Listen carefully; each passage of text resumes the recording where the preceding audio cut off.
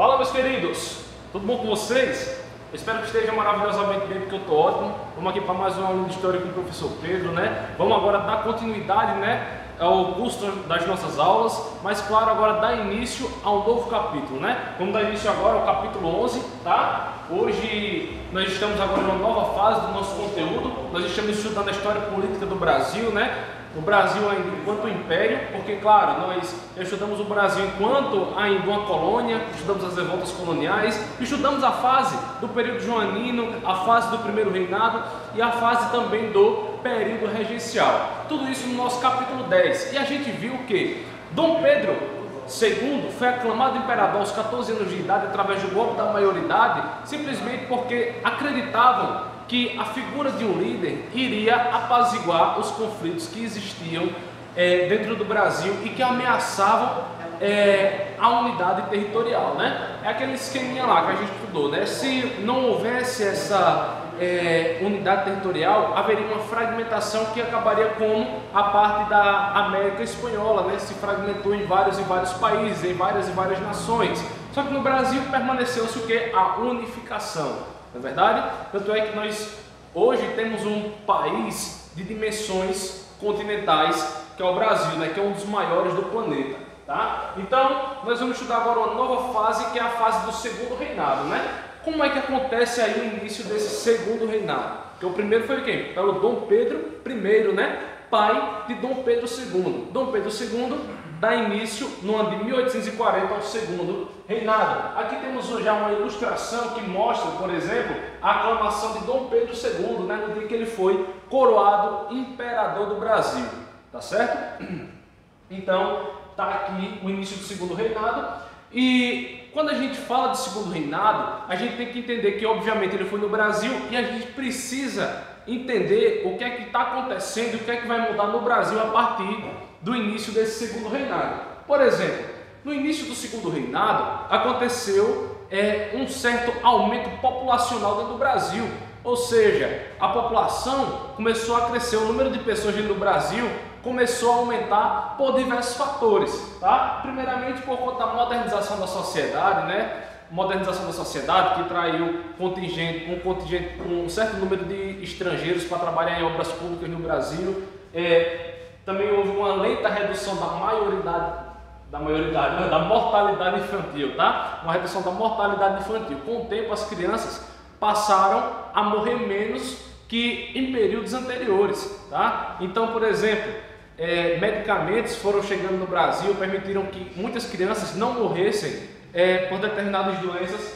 Houve também, por exemplo, o aumento do tráfico negreiro. O aumento do tráfico negreiro possibilitou o aumento de africanos aqui dentro do Brasil. Isso conta, claro, como contingente populacional, e tudo isso contribuiu, claro, para esse aumento populacional que começou aí no início do governo de Dom Pedro II, tá? Então, por exemplo, outra coisa que fez com que aumentasse a população dentro do Brasil foi o advento da lei Eusébio de Queiroz, que vai acontecer no ano de 1850. E essa lei, ela regulamentava que o tráfico negreiro da África para o Brasil ou de qualquer outra nação estava extinto.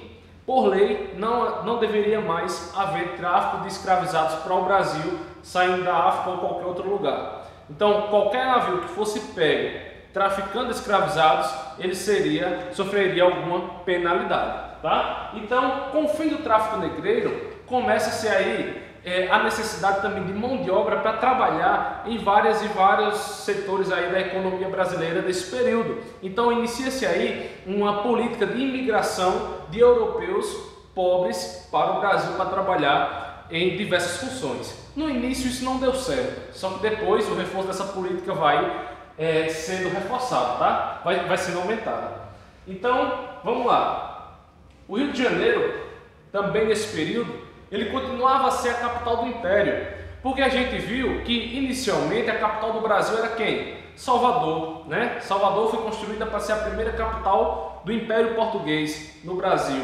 Futuramente, quando Dom João VI chega, ele transfere a corte, não só a corte, mas também a capital do Brasil deixa de ser Salvador para ir para Rio de Janeiro. E lá, no período em que Dom Pedro II estava como imperador do Brasil, Rio de Janeiro continuava a ser a capital. A capital só vai mudar para Brasília muitos anos depois, tá?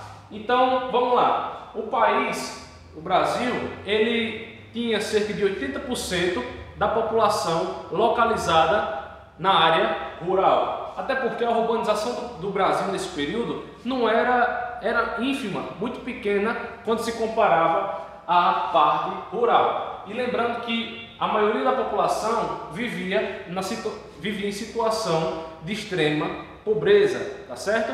Essa era a situação do Brasil, da população do Brasil no período em que Dom Pedro II assume, tá? Então, por exemplo, quando a gente trata da política, né, as regras da sociedade e as leis, a gente percebe que elas eram extremamente excludentes. A maioria da população ficava excluída da vida política e também do acesso a muitos direitos. Por exemplo, muitos grupos eram excluídos das votações, porque o voto era censitário, né? Censitário é o quê? O voto censitário, ele excluía muita gente, era de acordo com a renda, de acordo com o sexo. Por exemplo, só os homens e que tinham posses, muitas posses e que tinham dinheiro, eles podiam votar. Homens pobres não podiam, as mulheres ricas ou pobres também não podiam votar. Então, tá aí essa característica aí, tá? Então, como que estava a questão dos indígenas nesse período aí do segundo reinado, do início do segundo reinado, tá? Como que era a vida dos povos nativos aqui do atual Brasil? Que eram aqueles povos que aqui já estavam quando os portugueses chegaram e se instalaram. Como é que fica a questão dos indígenas nesse período, né? Vamos ver por aí, como é que funciona. Primeiramente, a gente tem a questão das guerras justas e da evangelização. A guerra justa ela serve como pretexto.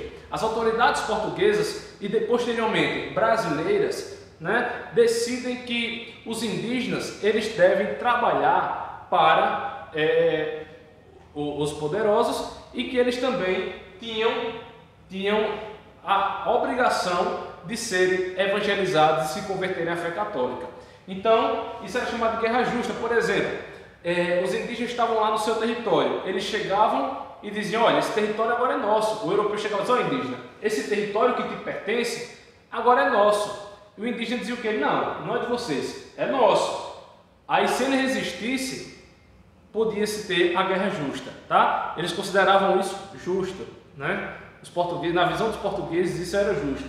Então, isso ocasionou na dizimação de vários e vários povos indígenas, tá?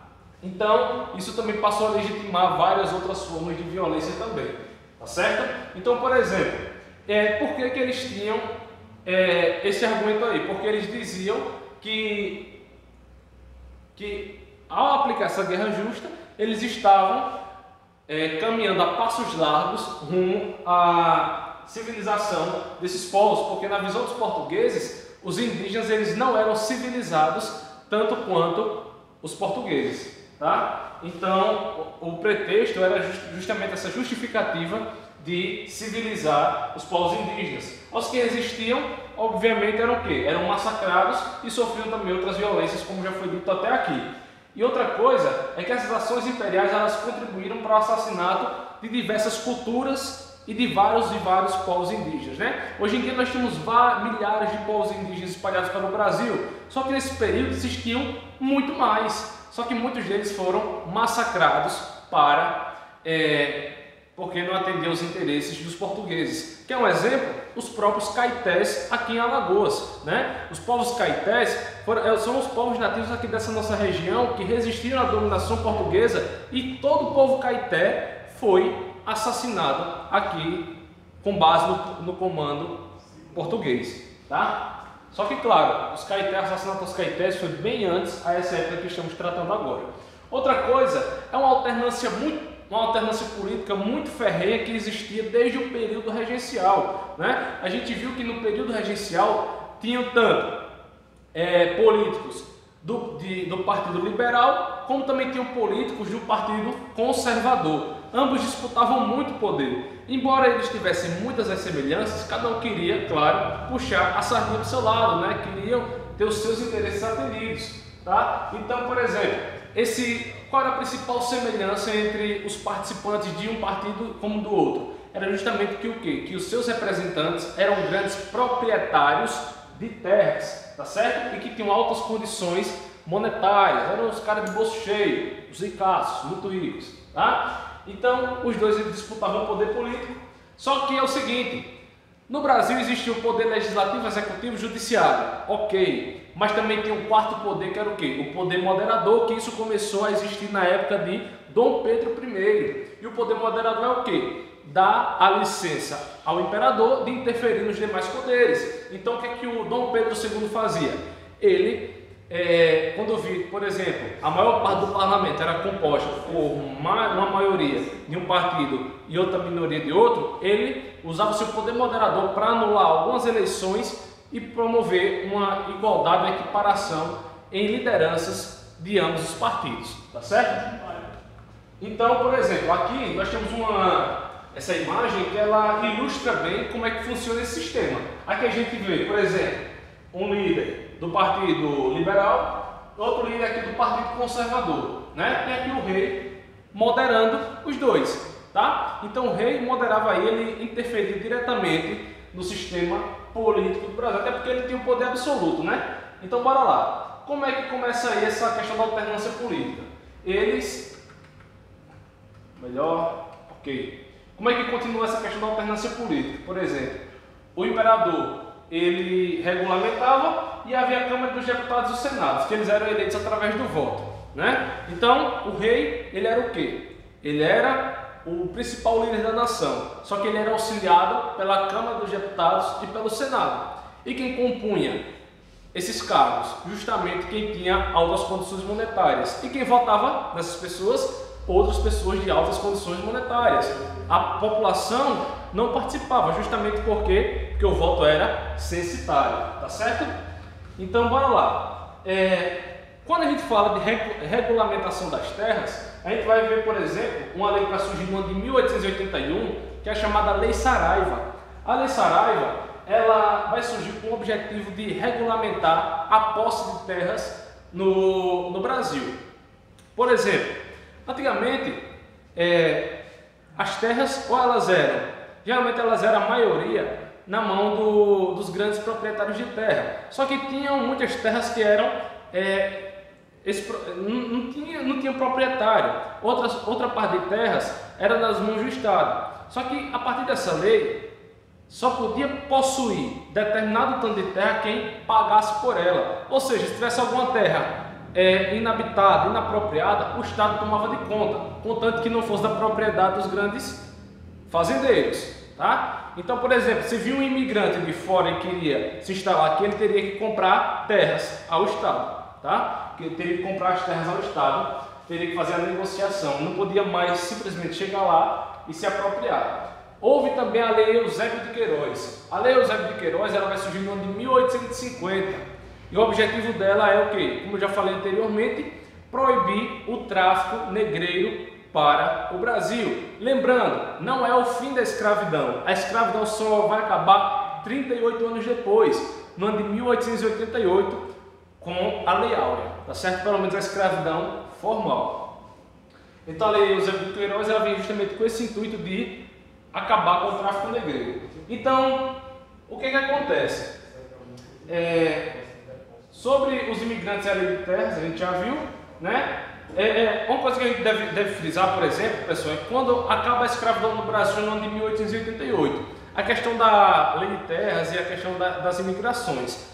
Quando acaba a escravidão, o Estado brasileiro ele vai financiar a entrada de milhões de europeus aqui no Brasil para assumir as funções que antes pertenciam aos escravizados. Ou seja, mesmo depois de libertar o povo que era escravizado, esse povo não vai ter mais nenhuma seguridade social, não vai ter mais nenhuma segurança financeira, nenhuma garantia de trabalho, vão ficar simplesmente abandonados, sujeitos a um regime escravocrata, claro que em troca agora de um prato de comida para sobreviver, né? Então a escravidão não vai existir mais de forma institucionalizada formalmente, mas ela vai, claro, acontecer de forma informal, né? Forma informal. Só que assim, vamos lá. Quando a gente fala de cultura e construção da nação brasileira, a gente vai perceber aí, por exemplo, a formação de vários órgãos que vão fortalecer a identidade nacional brasileira. Dom Pedro II ele vai ter muito essa preocupação de unificar o povo através de uma identidade nacional. Por quê, pessoal? Porque até a chegada de Dom Pedro II, principalmente no período regencial, você não chegava para ninguém e a pessoa dizia, eu sou brasileiro. Você ia para a região de Minas Gerais, então você é o quê? Eu sou mineiro. Chegar em Pernambuco, você é o quê? Eu estou pernambucano. Você é brasileiro? Não. Todos pertenciam apenas àquela sua província. Então vai aí haver um trabalho muito forte de intelectuais com o intuito de fortalecer essa identidade nacional do povo brasileiro, tá? Então vão haver aí muitas obras, principalmente de literatura, que vão, por exemplo, escrever sobre o povo brasileiro e vai querer aí fortalecer a identidade do pessoal, tá certo? Então, por exemplo, aí vão fundar várias escolas, né? Só que antes das escolas, muitos órgãos vão ser formados, como o Instituto Historiográfico e Geográfico Brasileiro, né, o IHGB, que vai produzir várias obras literárias, vários artigos científicos que falam sobre o povo brasileiro, que é para a galera ler e se sentir brasileiro, né? É para fortalecer essa identidade nacional. Tem aqui o Colégio Dom Pedro II, né, lá no Rio de Janeiro, que ele vai surgir aí com uma escola onde nessa escola os valores morais, os valores nacionais vão ser ensinados nessa escola, tá? Vai ter também a Academia de Belas Artes, por exemplo, né? A Academia de Belas Artes que vai surgir para a produção artística e cultural. Então, são muitos órgãos que vão surgir aí com o intuito de fortalecer a identidade nacional, tá certo? Outra coisa é a questão da economia do Brasil no início do governo de Dom Pedro II. Claro, o Brasil ele sempre teve muito forte a produção açucareira, só que nesse período estava muito forte a questão cafeeira. A produção de café estava crescendo significativamente, principalmente lá na parte do sul, tá? Então aqui a gente vê, por exemplo, uma foto com várias pessoas escravizadas trabalhando na lavoura do café, tá certo? Aí, essa parte da lavoura do café, ela vai promover, por exemplo, ela vai entrar em paralelo também com muitas descobertas de minas de carvão mineral, o que vai promover uma certa modernização no Brasil, tá? Por exemplo, como todo o território nacional passou a consumir café e várias partes também do mundo começaram a produzir café, vão começar, por exemplo, a construir várias ferrovias, né? Porque é justamente num período aí, muito recente, após a Revolução Industrial, né? Então, nesse período, vai começar a modernização do Brasil com a implantação de vários trilhos, com várias locomotivas a vapor, né? No caso os trens, para promover uma movimentação dentro do Brasil, tá? Então, pessoal, a gente pode ver um exemplo que ilustra bem isso daí. Então, essa questão da modernização do Brasil, tá? Então, o nosso conteúdo do capítulo 11, ele gira justamente em torno disso aí, dessa parte do segundo reinado. No próximo capítulo a gente vai ver uma certa continuidade desse assunto, tá? A aula hoje ela não foi tão aprofundada, porque a gente vai aprofundar direitinho na nossa aula através do Google Meet. Mas, eu já vou deixando aí para vocês, por exemplo, responder todas as atividades do nosso... Então, pessoal, já vou deixando aí para vocês, com base nesse assunto, a missão de responderem todas as atividades do capítulo 11, tá? E respondem elas, vai aí anotando, fazendo anotações, anotem tópicos, vai grifando aí as partes do livro e tanto da aula que vocês acharam mais interessante. E como eu falei, a aula não foi tão aprofundada porque a gente não tem muito tempo aqui pelo YouTube, a gente vai aprofundando pela nossa aula através do Google Meet, tá certo?